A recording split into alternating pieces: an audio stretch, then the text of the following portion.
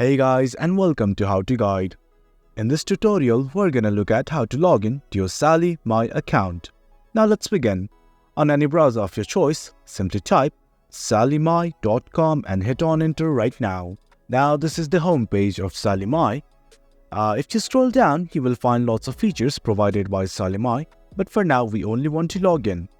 You can apply from right here that says I'm ready to apply, or from this section that also says apply for a loan. Next to it, here's the login button. Simply click on it. After that, you will be redirected to another page. What you have to do is simply enter your username and password.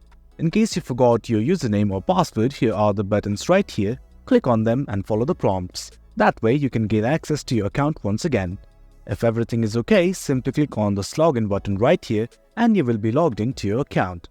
Well guys, that's it for the video. That's how you log in to your Sallie Mae account. Hope you guys found this video informative, and for more content like this, do remember to hit like, share and subscribe.